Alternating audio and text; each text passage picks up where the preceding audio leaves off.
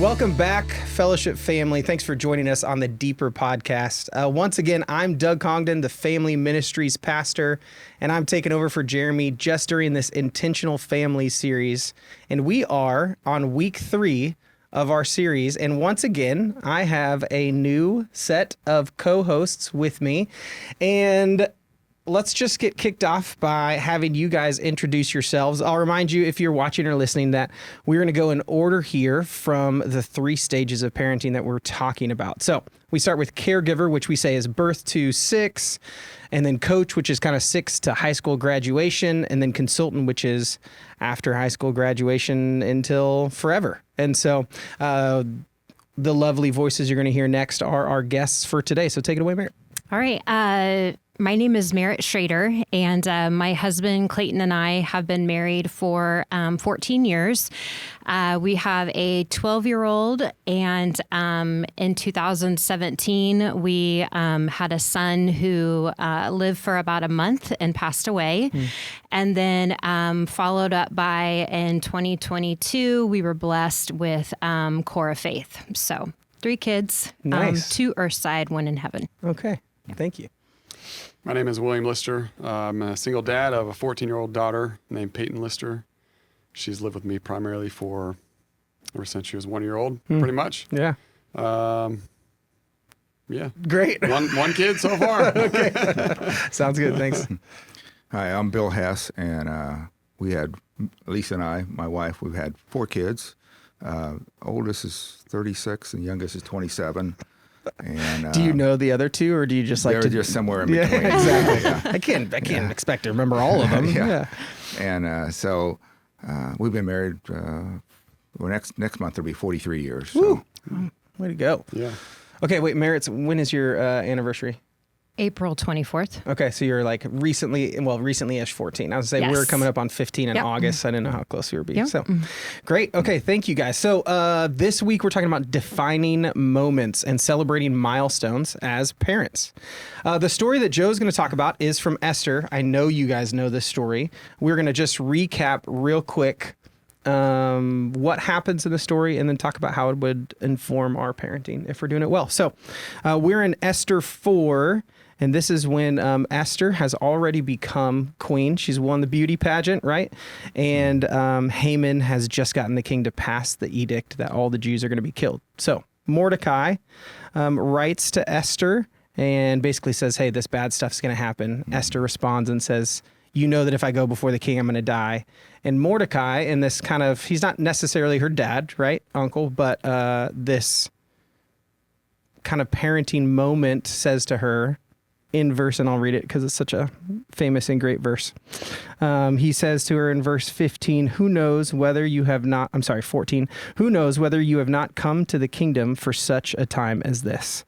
Such a time as this, right, is a phrase that sticks out from this story. But Mordecai basically calls Esther into action by saying, hey, you have been raised up for this moment. This is a key moment in Israelite history, and God's placed you here for a reason. And so Esther, as we know from the rest of the story, she goes in, she does the brave thing, she risks death and goes before the king, and the Jews are saved. But we have this example of God calling a parent, somebody playing the parent figure, into kind of speaking identity, truth, and then a purpose into their child. And so when we talk about milestones, first off, let's spitball here. Let's brainstorm a little bit. What kind of milestones could you celebrate as a parent of kids? Start throwing them out here.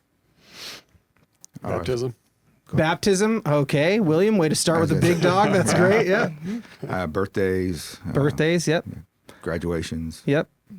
Merritt, give us some of the young ones. Yeah. Riding a bike. Oh, yeah. Without Nice. training wheels. Yeah. Yeah. Reading. Mm-hmm. Walking. I say that we got I feel like when we have a baby, you have a ton of them, right? Yes. The rolling over you celebrate because it's a huge deal. And so and then it's crawling, and then it's standing up, and then it's walking, and then it's tooth, and then it's First eating solid words. foods. Yep. Going Those to sort the of things. bathroom. Yes. Potty training's a big dog. Yes.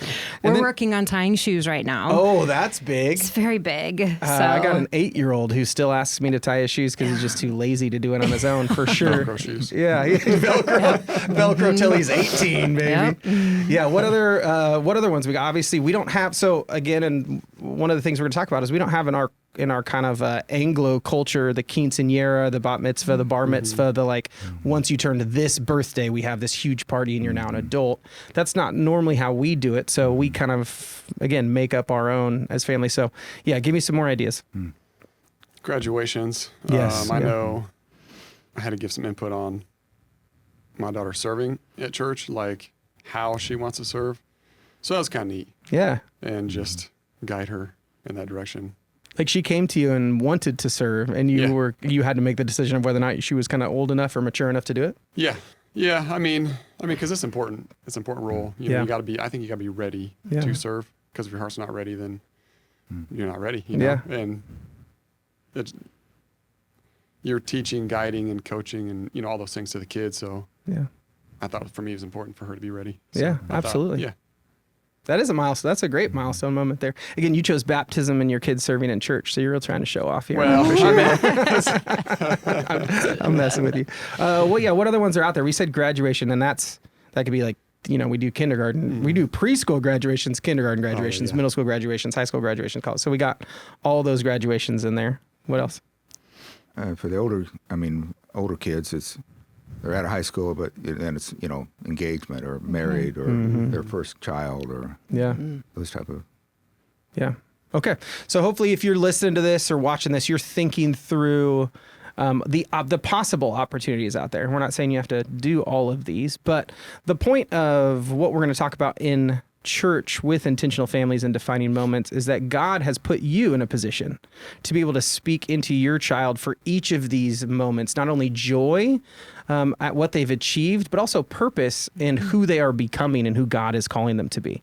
So whether that's, you know, the sex talk is one of those, or puberty, one of those where it's like, this is what it looks like to be a man or a woman. And those are big talks. But again, not something that we've defined an age generally or an experience that we typically all do together. So those are the kind of things we want you to think about under that the kind of umbrella of like God has called us to be parents that speak joy, celebration, and also purpose into our children in these defining moments. So guys, let me ask you, what kind of defining moments do you remember from your own family of origin, upbringings? What sticks out to you?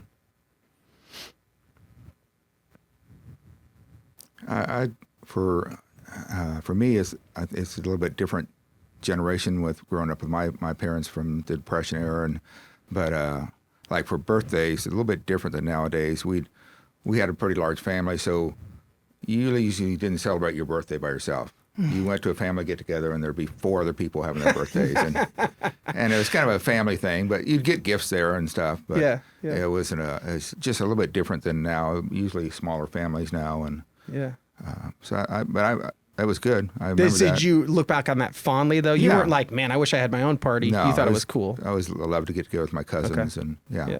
Yeah, that's great. I would say growing up, like some of the milestones in school, my parents always did a good job of praising effort. And, you know, a common phrase in our house through my parents as well as my grandparents was always, you know, did you do your best? Nice. It wasn't about what the grade was. It was just recognizing effort and attitude.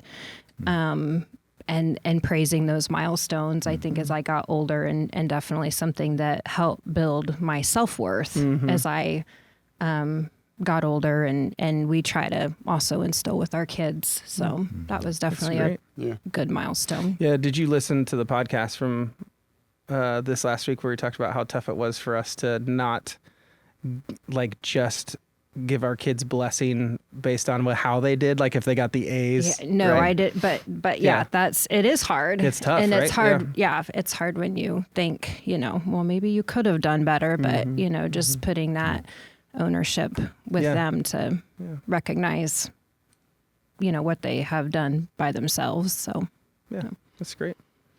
Anything to you? I mean, my family wasn't really like,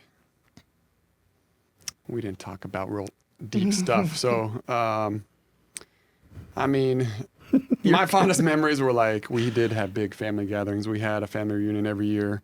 We would go camping once a week with my grandpa Once a and week? uncles. I'm sorry.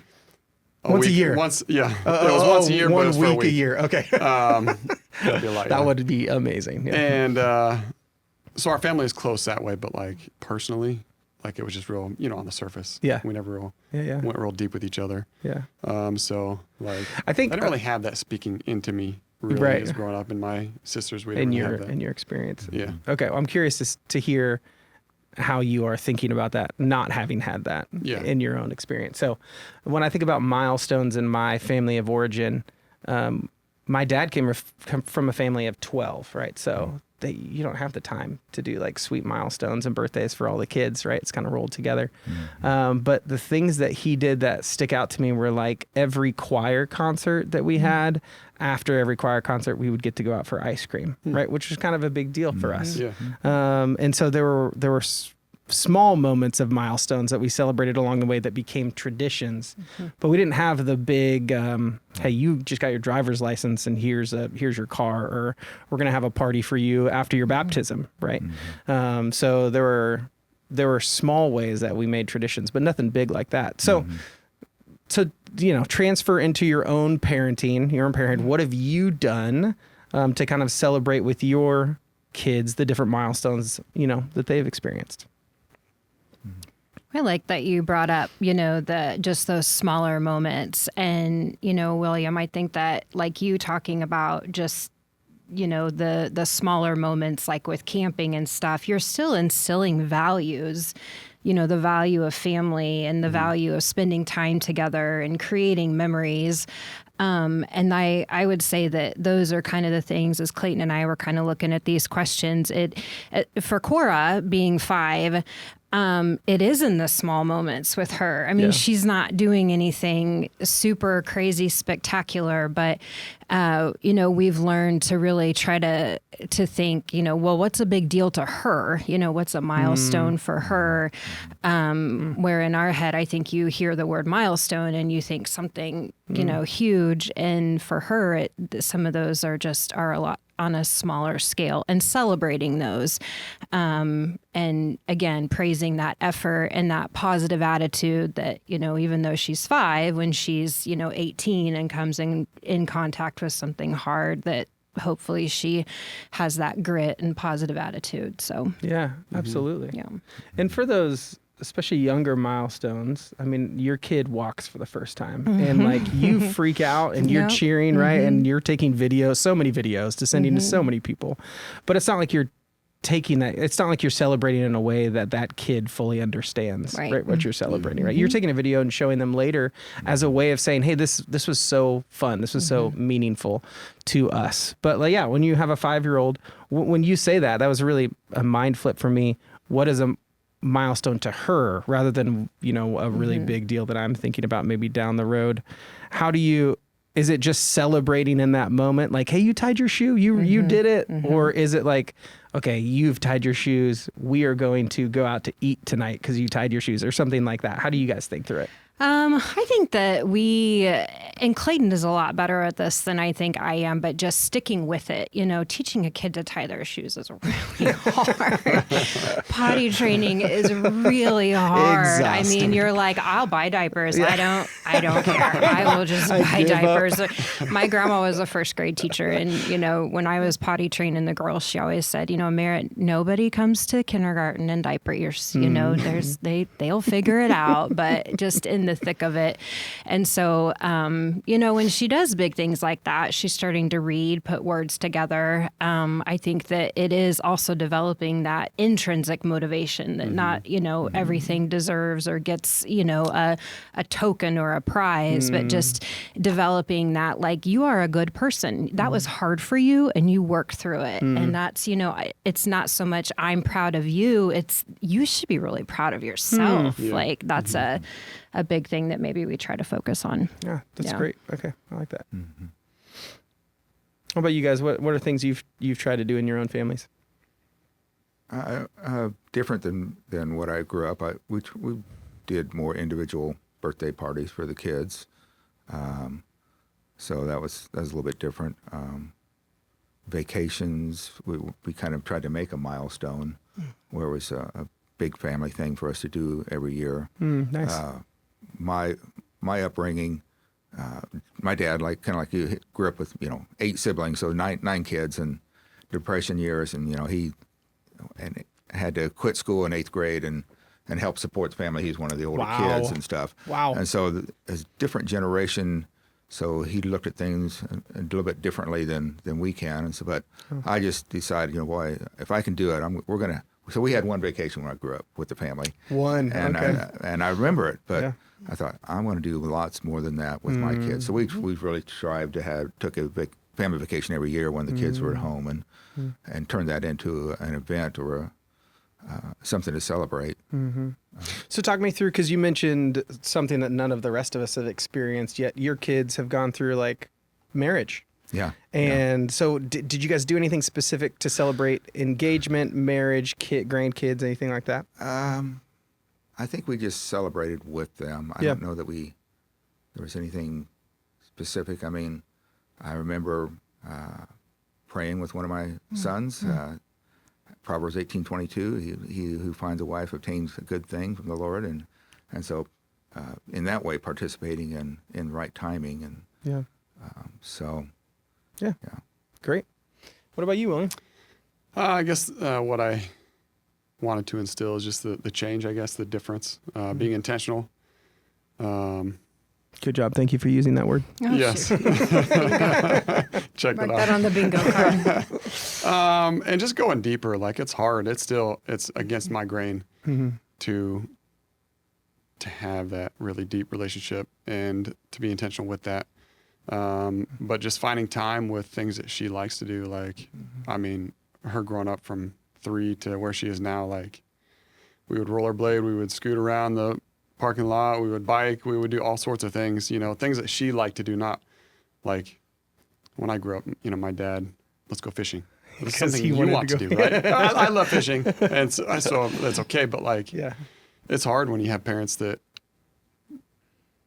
try to drag you along to do things that they enjoy, and it's not like everyone enjoys, so kind of changing that, and then being able to celebrate moments, when she learned to ride a bike, Yeah. we taught her at Gage Park, and that was fun in the grass. Nice. Or rollerblading without falling down all the time, Yes. hurting her wrist, and so trying to be more intentional and enjoying things that she enjoys. Yeah. So curveball, and there doesn't have to be an answer to this, but so we've talked a lot about basically being with them and celebrating as they kind of are growing and maturing and learning new skills, right? And things. Has there ever been a moment like an Esther moment where your kid has gotten into a tough situation at school or church with friends, and you have had to speak into them, in a sense, this identity of like, either you were called to be something different than this, or to be a peacemaker, or, like God has put you in this position, whether it's in your group of friends or a sports team or something like that, to be a light. Has there been any examples of that you can think of and share? I know that, again, I'm putting you on the spot. I haven't cleared this with any of my children. So. Are they going to listen? If they're not, they're not going to listen to it. Just say whatever you want. Yeah. I can. One of our children had, when he was younger, had a problem with anger, and so I came alongside him many times, and we tried to work through that, and he eventually conquered it and did great. It showed up sometimes in sports, but toward the end of his sports life, he was winning awards for being like character awards. Yeah, character award for that. So, but that was a challenge at times. Yeah. But it's an honor that I got to come alongside him. And Yeah. Can you remember what kind of stuff, like, what was some of the content that you were speaking to him in that moment? Like, this isn't who he's called to be, and God calls him to something better and higher standards than that. okay. And that I know he can get past it, and we just talk through it, and and help him understand. Okay, what do you think? Think about that. What triggers it for you, and then we could look out for those circumstances, and just be aware of those. Sometimes it just helps, to be aware of it yourself. I mean, I've done that. I'm going, why am I so upset about this? And I have to stop and think, oh, it's probably it's not the front of your mind, but it's back there, and it helps sometimes to go back and figure out, why am I annoyed by this, or is the problem? So Yeah, that's great.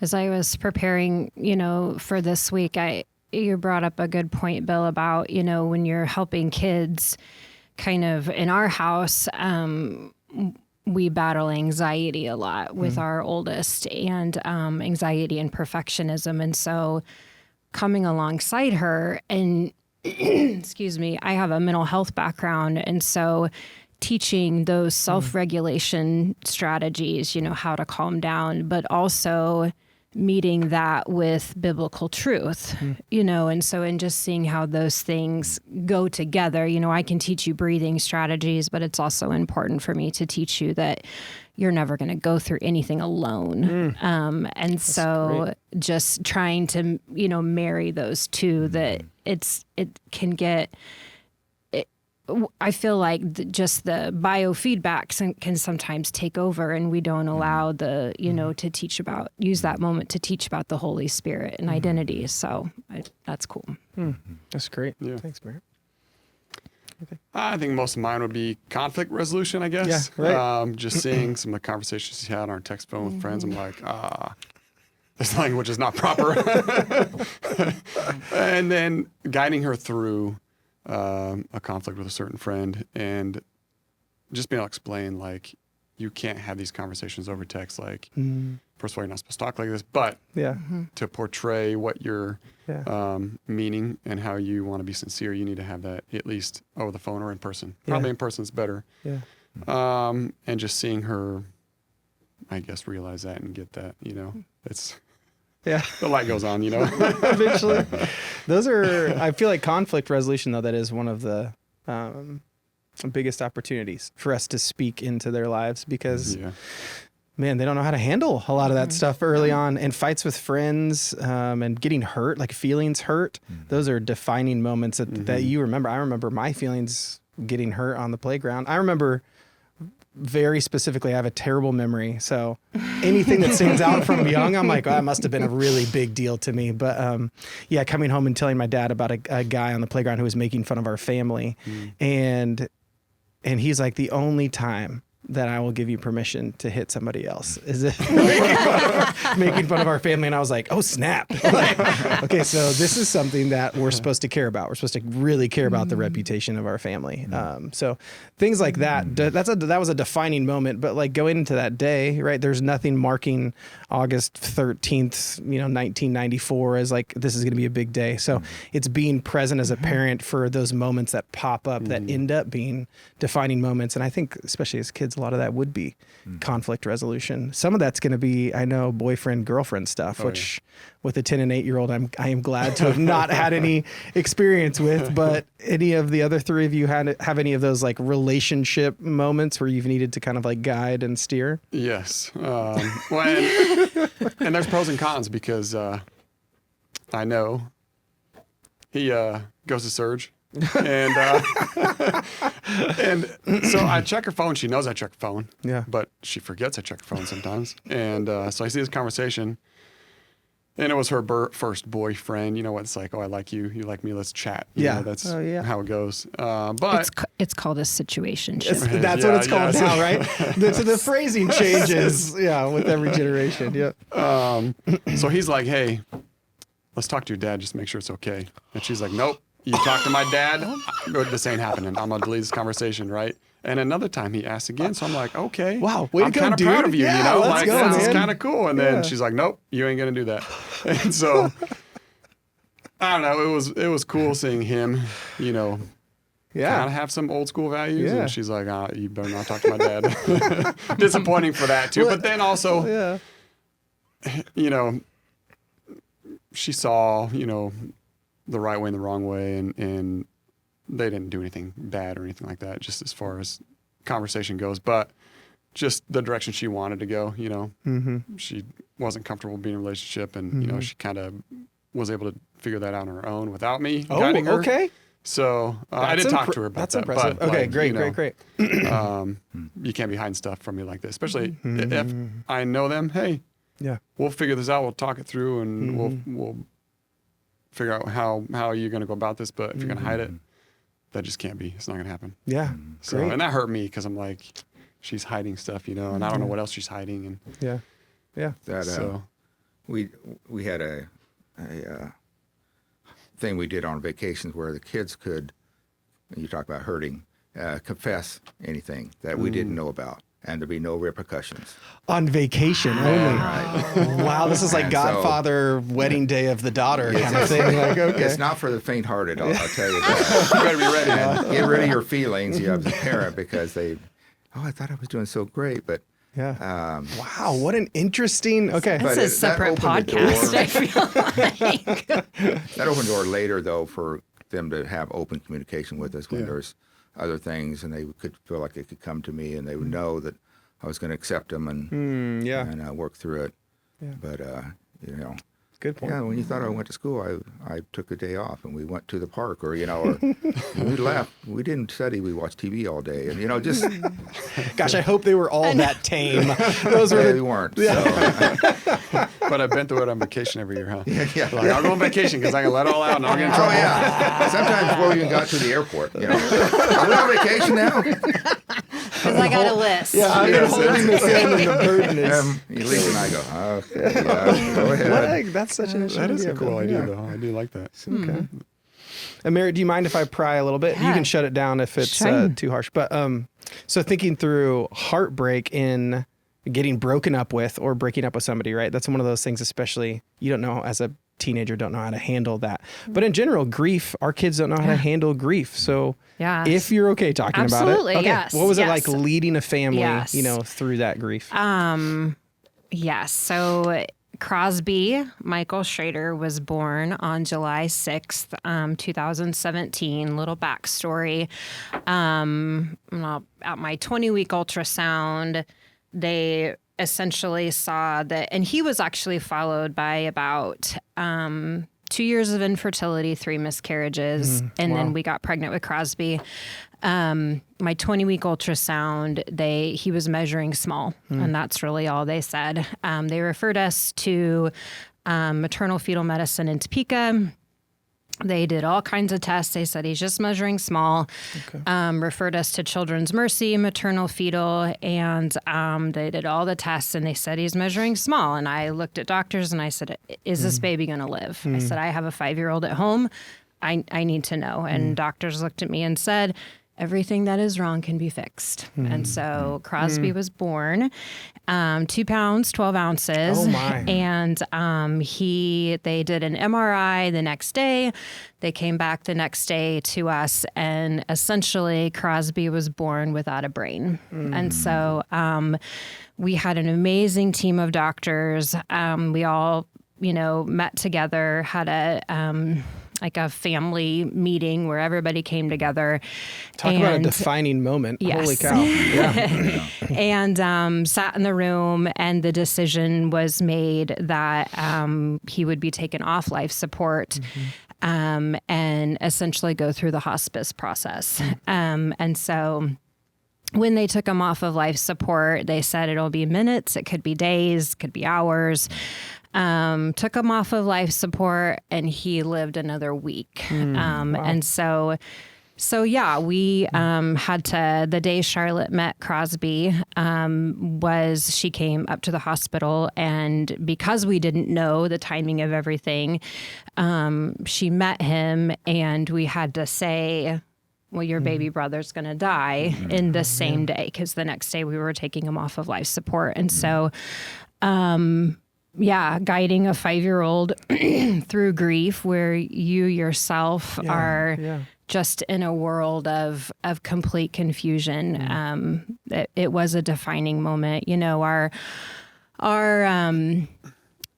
We were so blessed by this church at that time. We were plugged into a small group. That was amazing. David Hinkle was the one who walked alongside us the closest. And David just had a way of these one-liners that just, I remember he would just give so much truth with love. And I think that, he's really kind of one of the main ones that we remember throughout that process, and just we realized then how important it was going to be to keep our faith at a time where, I had people look at Clayton and I and say, really? You still, still believe. And,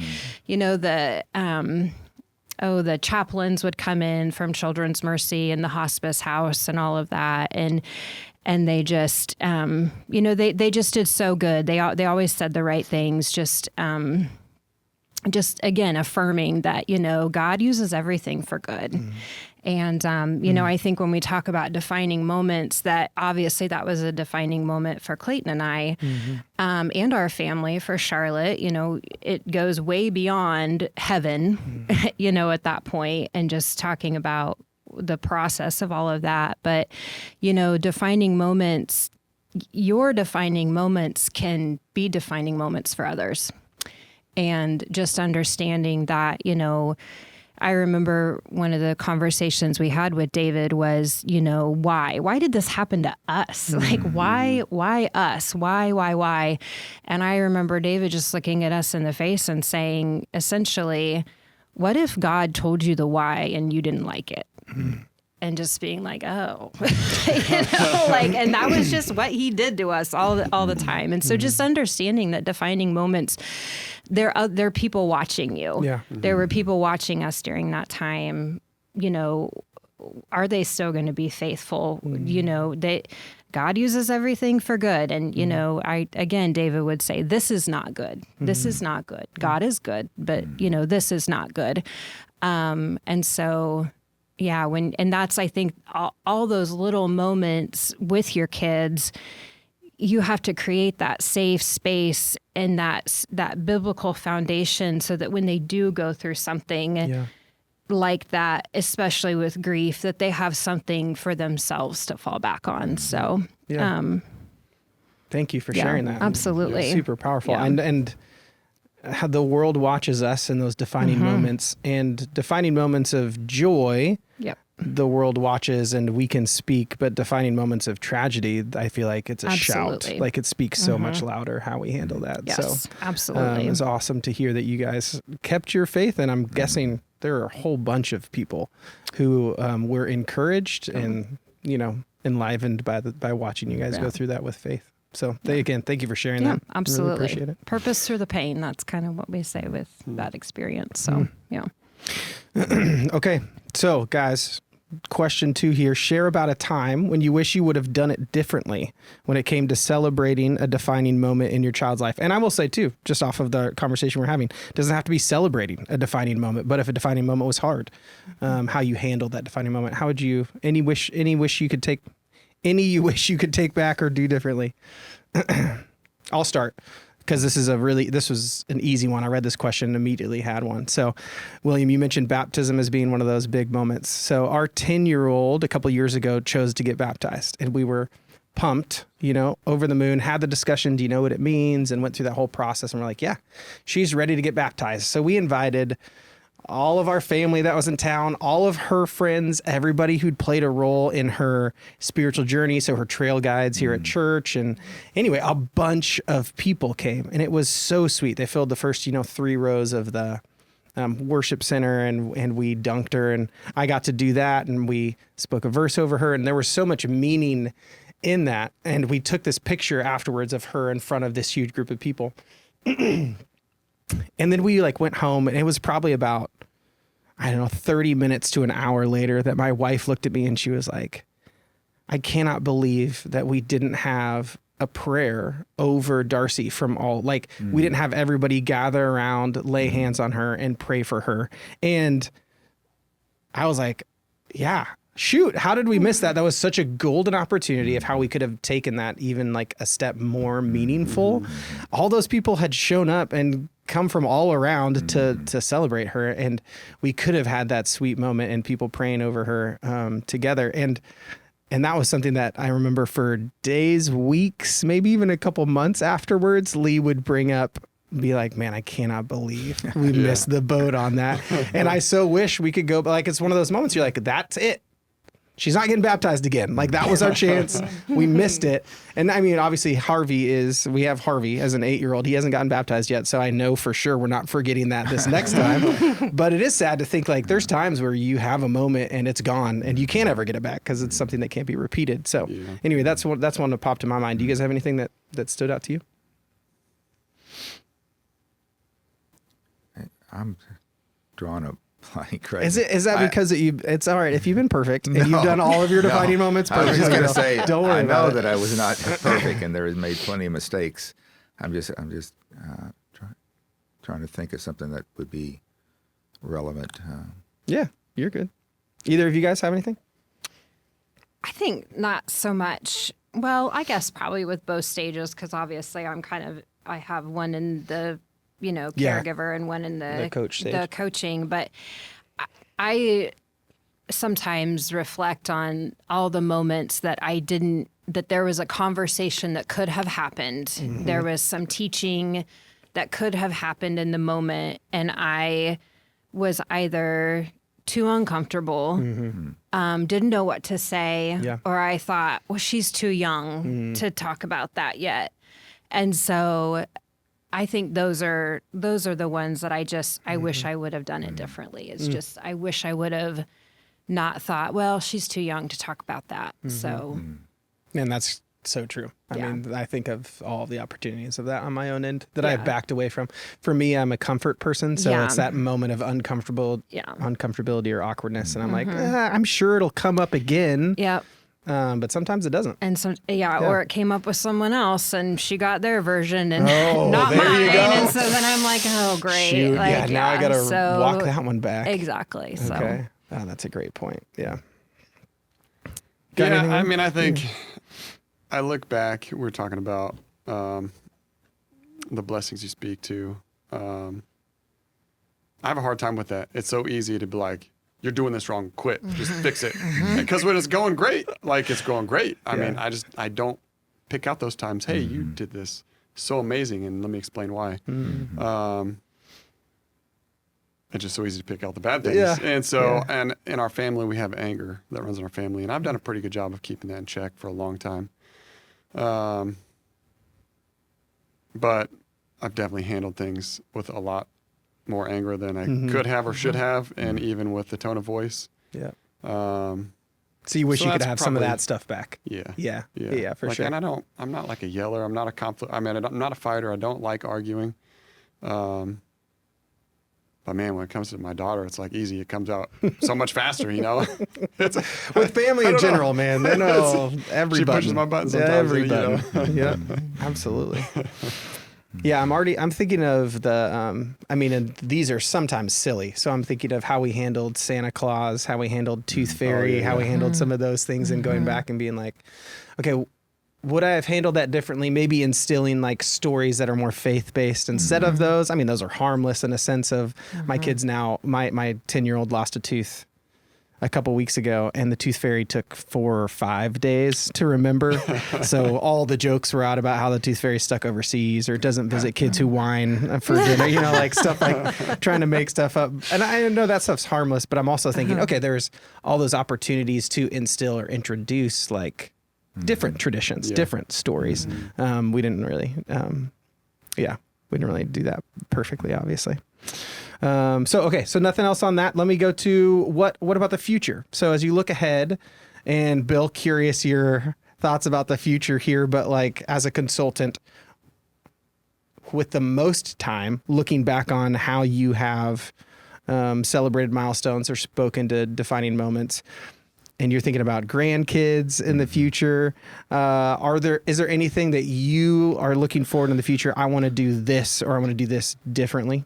I was talking to my wife the other day about this, but so one of the things we did with the kids growing up, and so Lisa, a full-time job, taking care of the kids in the house and homeschooling, and I traveled some with my job, so I wasn't as much as my wife, right? And so whenever they had a birthday, there was just me and that child. It was just dad and that child time, and you'd get to go out to dinner, and I would really work on positive, statements, encouraging them, and then afterwards they'd get to go and pick one toy out, and And so it's just a special time. It was just dad time. And so what's interesting is my kids, my oldest daughter is still 37, 36. She still asks, hey, when we get together next time, can we have our birthday dinner? Oh my And, goodness, so, Bill, that is so That's- sweet. so the kids still, and my boys too, say, Dad, let's get together. I want to go here. So How did we miss that in the first part of like what traditions do you had? Oh, So I don't know. every birthday you would take them out one-on-one. Yeah. And then you would have, I mean, obviously you would have thought through things that you could say about Yeah. their year and who they're becoming and stuff like that. Yeah. Okay. That's cool. Yeah, that is so sweet. Are you going to do that with the Well, grandkids that's too? what I 'Cause- talked to her, Lisa. Well, maybe I should start doing this. I got 5 granddaughters. Maybe I should start doing that. And we're trying to figure out what's a good age, maybe 10 or 12. Or, you Yeah, know. to start it. Okay. And, Five Yeah, granddaughters. think about that. Some of them are out of town, so it might be a little trickier. But Yeah. Yeah. A little FaceTime date. You just go out to the same restaurant and just hold the phone and do that. I'm sure you'd love that. yeah. So That's great, though. Okay. What about you guys? Things that you're thinking about in the future of ways you want to do it, either differently or just things that are coming up you're looking forward to celebrating?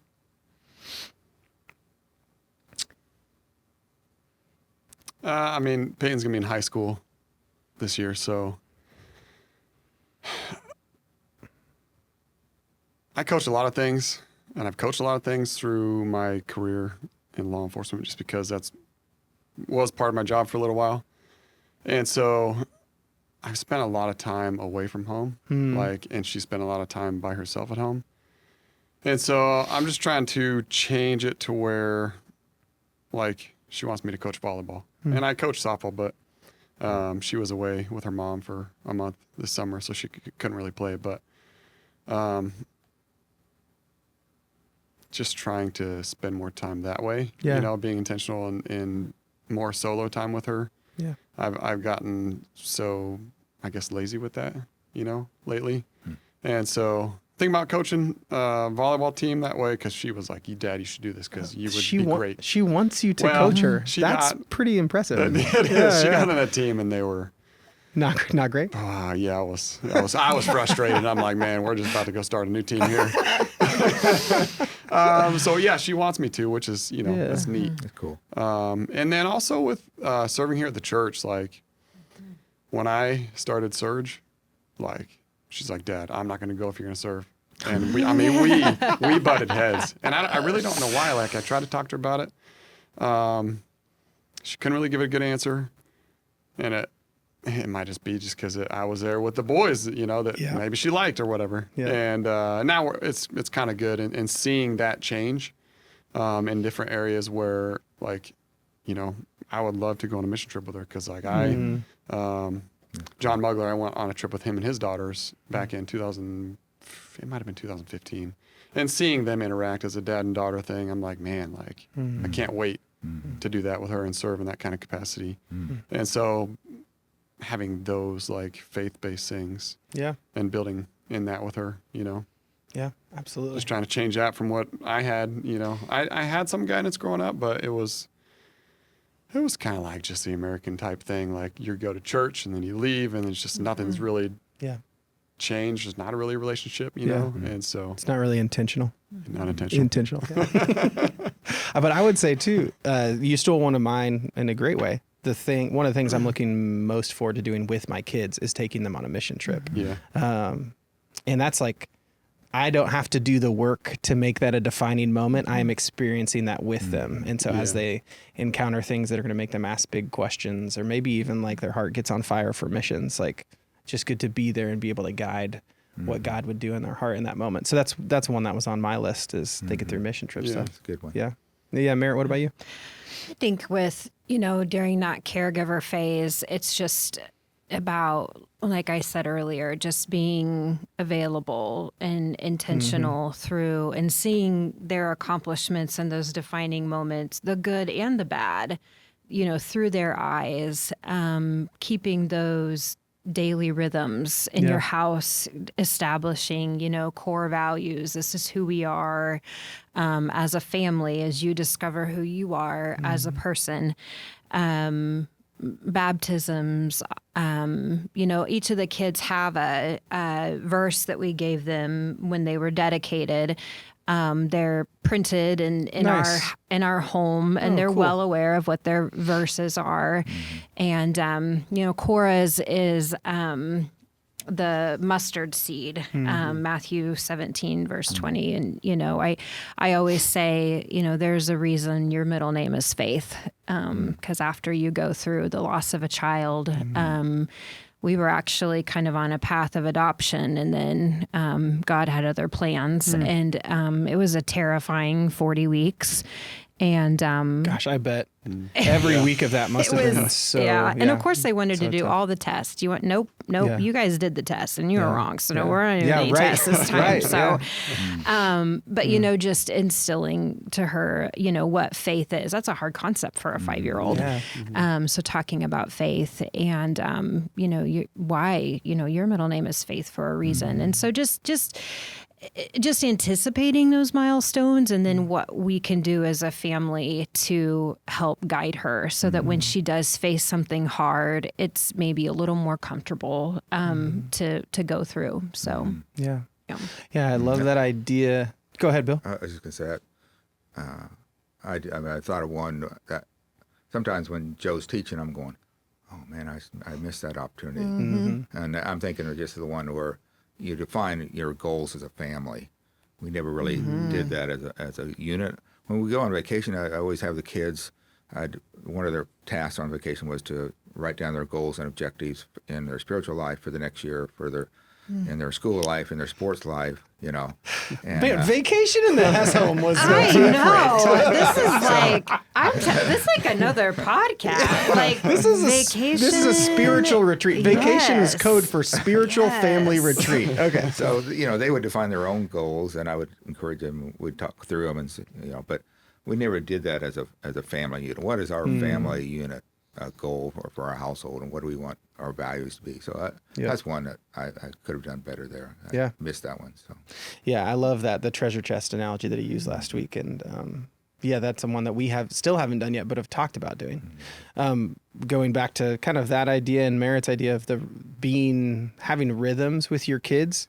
I do feel like for people who have not started this defining moment or milestones ideas, they haven't put a lot of thought into it. That's the most important first step is, do you have rhythms where you are engaging with your kids regularly, celebrating the small things that they're doing, and then also hopefully having deeper intentional conversations with them about faith, about God, because so many defining moments are going to come out of nowhere, right? You're just not going to see them coming. But your goal through having this continued deep relationship with your child is, whether you're in a consultant stage or any of these stages, they turn to you. You're their safe spot. You're their place that they know they can process hard things, sins, confessions, anything with. And so don't feel like the milestone thing is a huge deal where you have to have this really planned out spiritual Hess retreat weekend.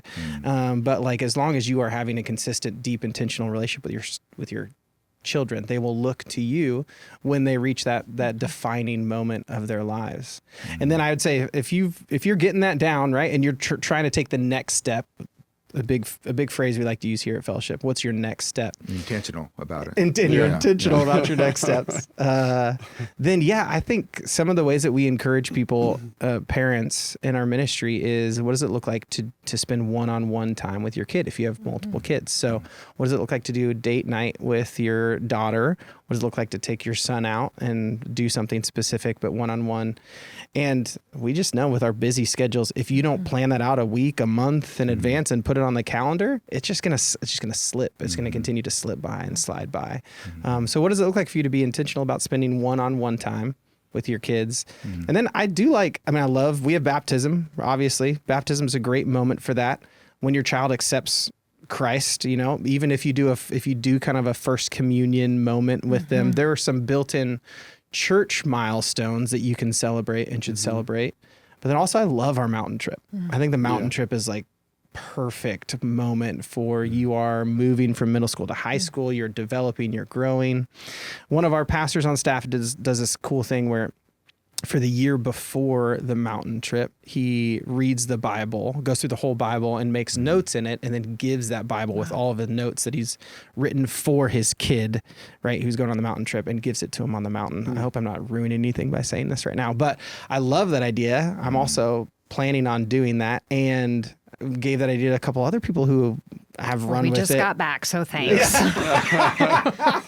Let's go back to question 2. Yeah, let's repeat this one. Wish I'd really have done cool. that. No. But such a great built-in moment. So if your kids haven't gone on the mountain trip and you're in the mountain program, think about the fact that that's a built-in kind of defining moment, milestone for them. So you can do anything on that trip. You can give them like just a card that you've written that speaks out their identity, values, who they are. You can, hand them a baton that was handed down. You can do so many ideas, but it's moments like that where we've tried to help by creating this moment. And now you as a parent can do something with that. But, if you've already missed the mountain trip, or if the mountain trip is in 8 years for your kiddo, you can think of all kinds of different things to do with your kid to kind of help them with that. Do you guys have any parting thoughts? I'm realizing, as we've gone through these questions, we've had things that we've wanted to say, and then Bill has kind of just dropped these big answers way later in the.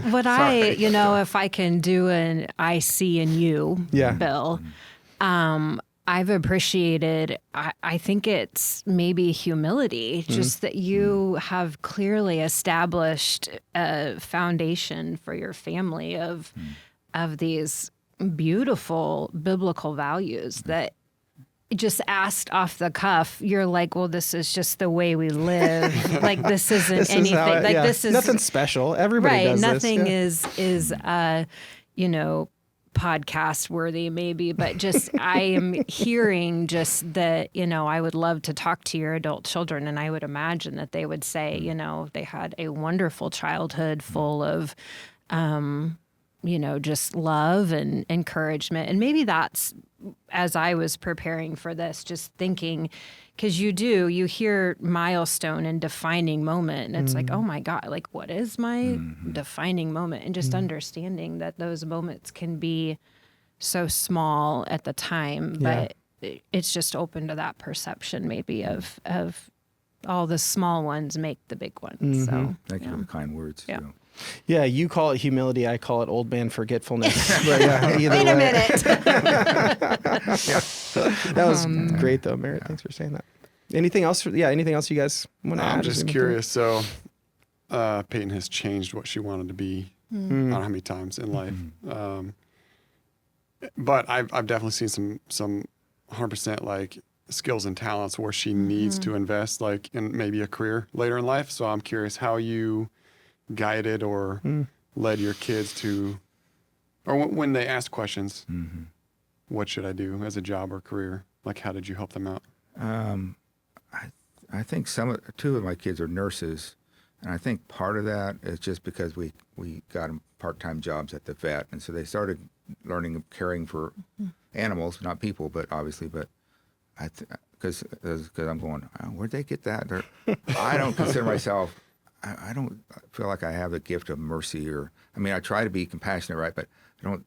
But they just have it a much more natural. It comes to them, and so it fits. But sometimes so I don't have an answer, because sometimes I go, where'd they get that? They didn't get it from me, Yeah. And so, maybe that just I think instilled sometimes it's that way, though. Yeah. Did you have your kids process with you, when they were thinking about a certain career? Yeah, And then yeah. would you guide them as far as I don't see that in you, or I really do see that in you? I would, yeah. And what's such an honor now is they still will call me, say, I'm thinking about changing jobs. And they let me talk it through with them. And it's an honor, right, to be. Yeah. Anytime anybody asks your opinion, that's an honor.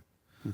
And so that's highly appreciated. Or they'll call me sometimes, Dad, heard this, some kind of spiritual thing. What do you think about this? What do you think about that? And so that's, again, how do you can get any greater honor than that? So. Absolutely. That's great. Okay. Guys, thank you for your experiences that you shared and your vulnerability and your passion. Bill, I'm going to have you close us by praying over families and parents who are trying to do this well with their own families. Yeah. Father, thank you for this time. Lord, we know you're